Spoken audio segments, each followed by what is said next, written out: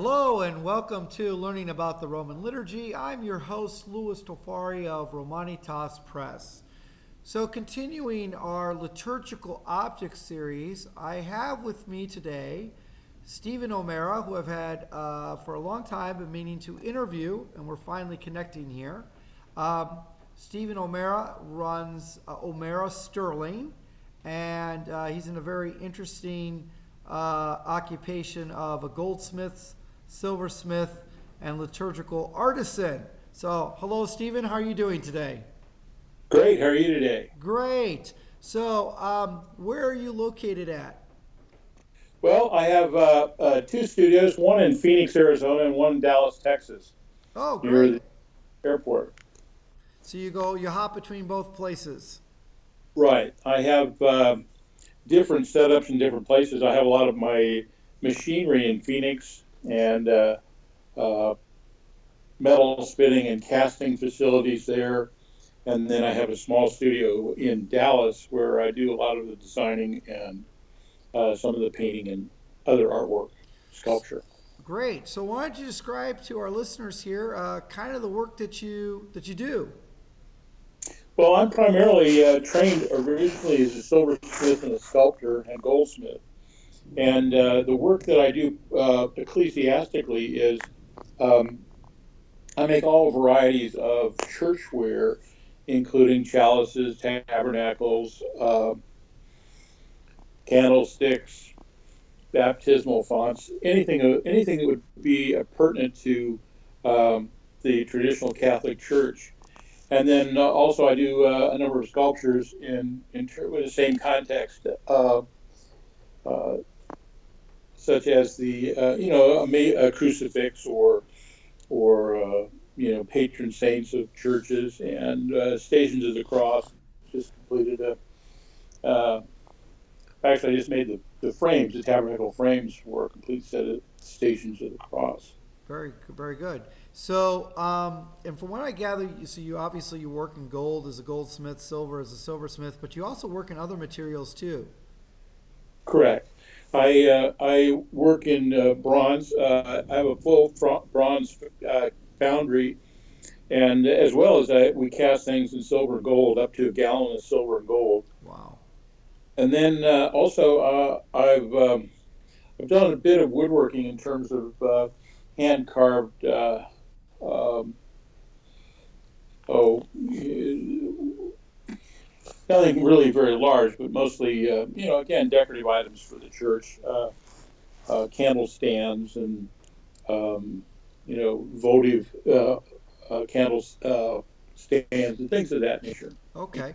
And do you also work in stone? I don't. I don't work in stone in a large scale. I work in stone in terms of small carvings to decorate chalices and I mean in terms of lapidary, but in terms of large sculpture in stone, I do not work in stone. Okay. So, can you give us a little kind of brief history of how you got started in all this? Yeah, I started as a silversmith when I was 11. There was a 11. man.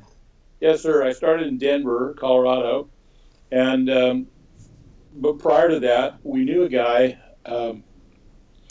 who was a Scandinavian silversmith that moved there, and my family commissioned a lot of things from him. One of which was a chalice that commemorated my grandfather's 85th birthday, and then I came from a fairly large family. We had a family member that became a priest, Uh-huh. and he made all that stuff. A guy named Gusterman, and he was, I don't know, pretty well known around the Denver area.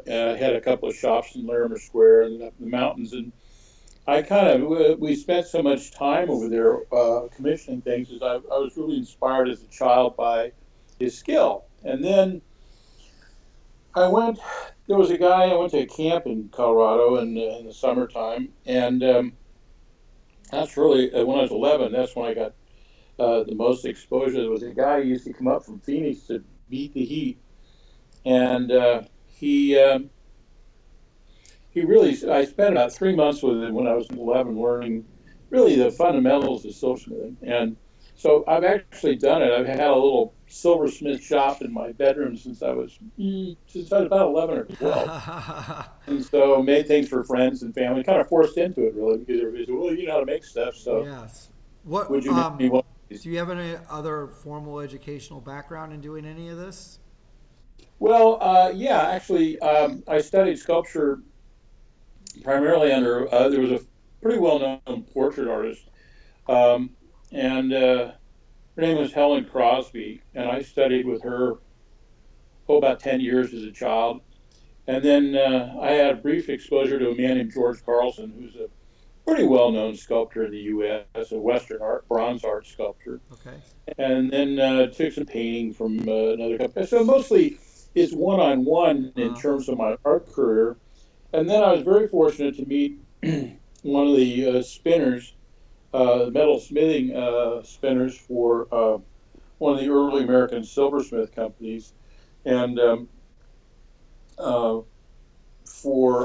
and one of their chasers as well. So now I learned. you need to explain what chasing is because a lot of people don't know that term. Oh well, And if spinning, we make spinning as well, maybe. all right. Well, spinning is one of the techniques. Uh, well, the primary technique for making silverware historically is erasing, which is you take a piece, a disc of silver, and you start hammering it, and you hammer it into a shape, such as a chalice or a bowl or a font or anything that you need. And I studied that with a guy, a Bulgarian silversmith, and then another man named Dave Pimental, who was apprenticed to, in Rochester, New York. He was a pretty famous silversmith here. So that's the basic technique. Then, as things got more and more automated, you would take that same disc of silver and you'd make either a wood or a metal form that spins on a lathe about 1,000 RPM, and you burnish the metal as it's spinning up over a form, so that you can get a basic shape of, say, a cup or the foot to a chalice. And so I learned how to do that from a couple different guys, including Gusterman when I was a child. And then chasing, after you've made a vessel or something of that nature, or fabricated it, you fill it up with pine pitch and clay mixture, and you take small blunt chisels and start creating design on the surface of Those engravings.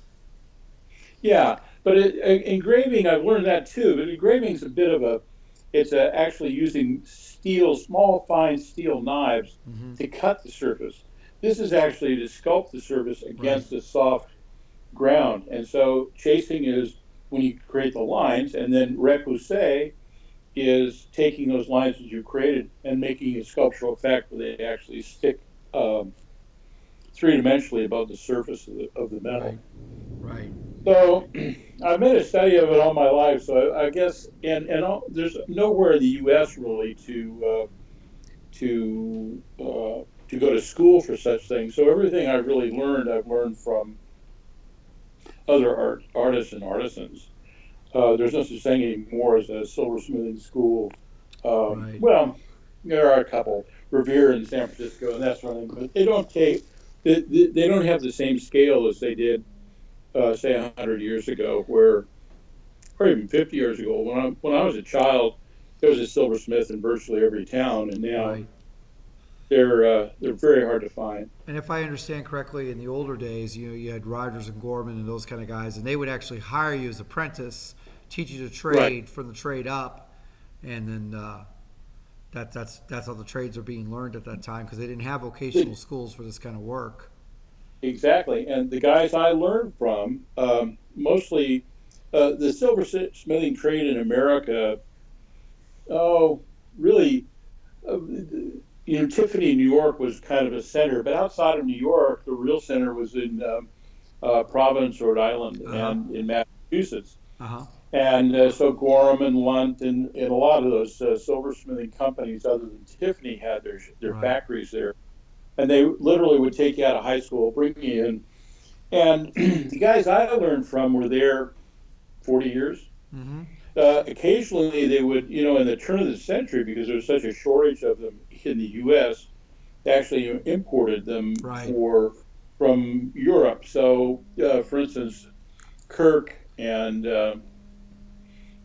probably Gorham too, and Tiffany. A lot of the really major pieces were designed by European Right. silversmiths and were Right. worked here in the U.S. And frankly, by the end of the 19th century, America really surpassed Britain and France at the World Surpassed it? Exposition. Oh, really? Yeah, Okay. they all went to see us at the World's Fair or what was it, in the 1890s. The Anyway, I can't remember. Chicago. Yeah, Chicago and Exposition.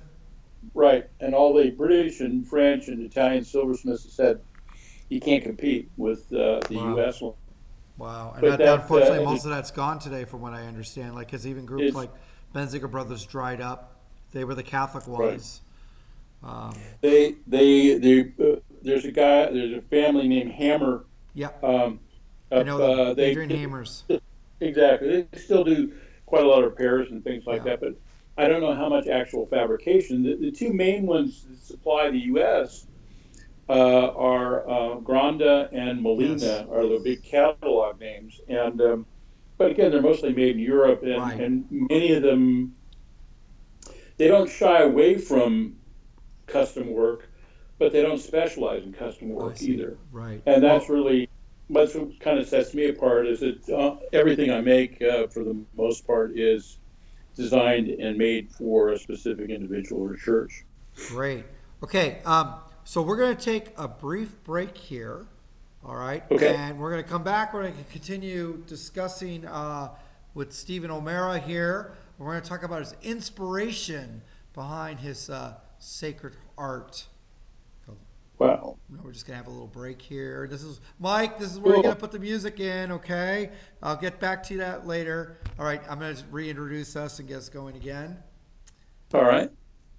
Hello and welcome back to Learning About the Roman Liturgy. I'm Louis Tofari with Romanitas Press, and I'm back here again with Stephen O'Mara of O'Mara Sterling. And we've been talking about how he got started into becoming a goldsmith, silversmith, liturgical arts designer. And so now I want to ask him, what's your inspiration and passion for doing this all these years? Well, that's probably the most important question because, frankly, what motivates me, I'm old enough to have been born into the original liturgy, so that I grew up in the Latin Mass when I was a kid, and a very traditional Catholic family, and have been completely inspired by trying to preserve at least some of the traditions that were brought about from the Tridentine Yep. restoration of the Yep. church, and having witnessed many of the things that the denigration of, or at least the selective forgetting Hmm. of Catholic tradition. I think that's what inspires me most as an artist is trying to hold on to something that inspires us of something outside this world. Hmm. So so as I'm a traditional Catholic, and I guess my art reflects that. That's Hmm. my main inspiration. What I like about some of the samples I've seen of your work on your website and other places, they're not copycats either. One of the pieces I really wanted to talk about with you real quick is this beautiful sterling chalice that you have, and in fact, it's your logo. Oh, And it's kind of almost Art Deco, which I really do like that form. I just want to ask you a little bit so our listeners have an idea. So you custom designed that chalice? I did. I designed it for a priest, uh, fraternity St. Peter priest for his 25th anniversary, Nice. and his name was Joseph Terra, and a really great guy, I and know him. Yeah. He yeah, makes and vestments, doesn't he? he does. He's Yeah. and beyond beautiful, actually. They're impeccably made, and he's provided a real service to the church and his fellow clergymen. And um, he approached me, I guess it was 4 or 5 years ago, and he just wanted something simple, so I made him something simple. But It's it so was elegant, though. It's so elegant. well, I call it the Saint Joseph Chalice, but the reference really is he was at the time the priest at Mater Misericordia in Phoenix, and Mhm. his name was Joseph, and certainly the allusion to the spouse of Mary, Mhm. and Nice, nice. so anyway, it incorporated a certain, there's certain design elements that I wanted to have in it. So the stones, you ask about lapidary, it's really not a sculpture, but the stones were cut out of lapis lazuli, which is without the benefit of cameras, it's one of the deepest royal Yeah, blues of it's any stone gorgeous. made. Where did you get And that from? Is that from the Middle East? well, it is. There's. I've got a friend here who, and a friend in Germany, in Augsburg, Germany, who's a stone cutter, and Oh, he okay. had some. Actually it all comes from Afghanistan. The best stuff comes from Okay. Afghanistan, Okay. and those mines have been collapsed. So Oh, for political reasons, I guess. yes. And so the I had to kind of track it down with friends of mine who had some old stock and had it cut. So I had that cut, and then the node was those I had inside the node. I don't know, you can't really see them unless you hold it, but there's 96 garnets, blood red Oh, garnets, nice. for 2 millimeter garnets put in it. So that was, and then the inscription on the bottom is engraved. Uh, you know, from the Right. cancer mass. And as So well as that the was patent, as well as the bottom of the patent too. exactly, and Very those nice. were cut in yeah, cut in raised letters that on the patent.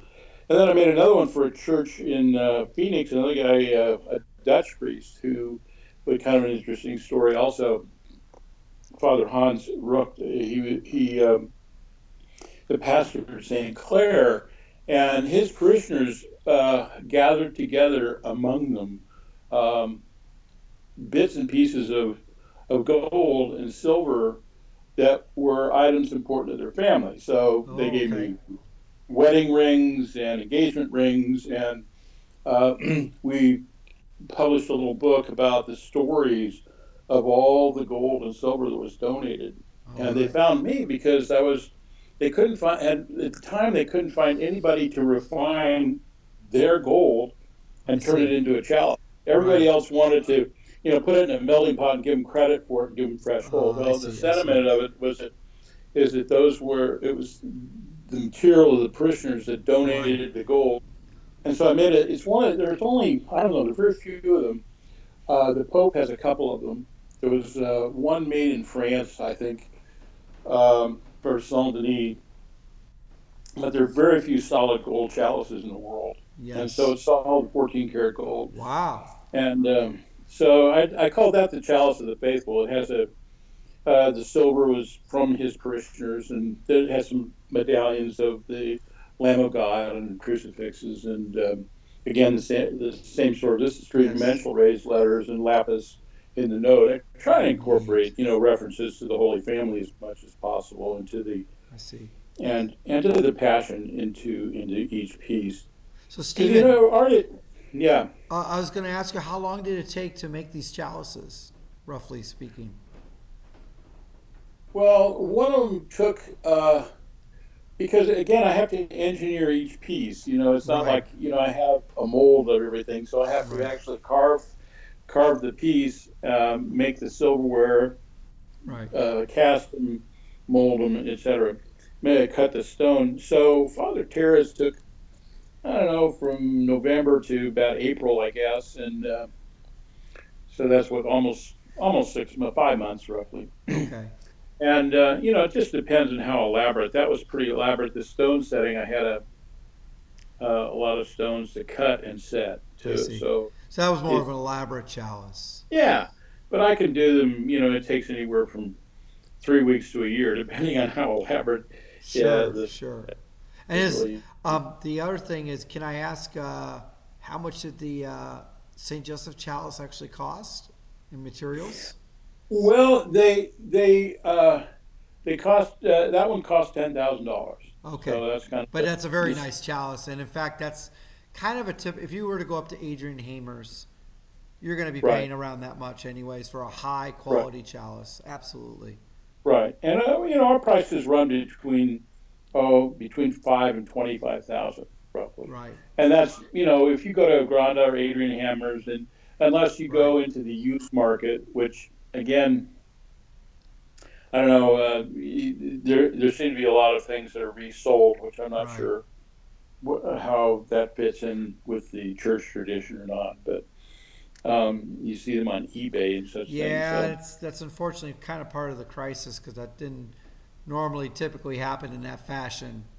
Usually, a right, diocese would just, if it closed the church down, it would take all the articles and then redistribute it, amongst right, its various. I mean, they might pay for the mere intrinsic value of the material to reimburse for some reason, but it wasn't right. publicly sale, unfortunately. So let me ask you. We're going to have to wrap up just a little bit here. What are some of the other kind of liturgical objects you've maybe recently produced or designed? Well, I made a couple of altar sets, all sculpted in terms of the traditional candelabra, and it was an entire set of including the tabernacle, the candelabra, the chalices, the paten, ambry urns. They were Yeah. very large ambry urns, and a baptismal font. It was a solid silver baptismal Wow. font that was about 20 inches in diameter, and then set into a. I didn't make the stone. Now I have friends in Italy that actually a lot of the guys in Italy, especially American artists, they'll make something in plaster, and just as many of the old like Bernini and would do is they would send it to a place where they would point it up in stone. So you give them the Oh, plaster right. sculpture, and then there are people who just all they do is specialize in copy, and that's what they did with the baptismal font. I designed it, and then I somebody see. made a plaster. So we designed a set of pews and a Marian shrine, and we were in the process of funding actually a life-size statue of the Pietà, kind of Oh, neat. a Marian shrine. So those are some of the things that I have underway. You've done a And, thurible too, haven't you? Didn't you yes, do I've a done. sterling thurible or something like that with the saints I on it did or a something? I did a sterling thurible of a fairly baroque design. It was cast in solid silver, Oh, neat. and then a sanctuary light. I mean, a big sanctuary light for another convent. Oh, And great. so I'm always coming up with. It seemed to be it's all word of mouth, so I'm always Right. getting the. Seems about the time I finish something, I get asked to do something Oh, else. oh, So great. So basically, if people want to commission you for your work, they can. All they got to do is go up to your website, which is Is it US? U.S. Okay, correct. Omera. And now, actually, if you guys go up to my website, romanitaspress.com, go to the Where Can I Find page, you'll find the profile page for Stephen O'Mara's work as well. So I've highlighted some of the stuff that he's done, and all his contact info is up there as well. Some last thoughts, Stephen. I kind of cut you off. I apologize. You're talking about some inspiration about you want to always incorporate the Holy Family into some of your work. Could you elaborate a little more on that before we end the show? Well, it's a personal philosophy I have about art because I've been in the arts all my life, and it's a word that's bandied about quite a bit, but it's always been my opinion that unless a piece is a metaphor for something divine, it's not really art. Mm-hmm. You can be very competent, be very crafty, but unless it refers to something of timeless element that exists, certainly with respect to our faith, then it's pretty, but it's art. Yeah, And yeah. so that's the church is a big part of my life, and my wife and I study the chant, and as I say, we go to Latin Mass, and Hmm. so we're kind of immersed in the culture. Yeah. So really, everything that we do in our homeschooling our children and the way we live our lives, it's all try to incorporate some aspect of our faith. Beautiful, beautiful. Well, thank you, Stephen, for coming on to the show and finally getting this interview. I know we've talked about this for the last, what was it, couple, 2 or 3 months, maybe? Yeah. Yeah, so we're finally able to connect, and this is perfect. It fits in with the liturgical object series that I've been hosting. Folks, this is the end of the Learning About the Roman Liturgy show for this segment. Thank you very much for turning in and listening. If you go to my website, romanitaspress.com, there's two books up there I would recommend that are connected with the liturgical objects. The first one's called A Guide for Altar and Sanctuary, and then the second one is the liturgical altar. Both of these talk about the appointments on the altar or in the sanctuary as well, the objects that are used. Of course, you can check out the other Learning About the Roman Liturgy shows that have been podcasted so far. All right. So until next time, everyone, this is Louis Tofari of Romanitas Press. Take care and God bless. And Stephen, you want to say goodbye to everyone? Goodbye and God bless. All right. Thanks so much. All right.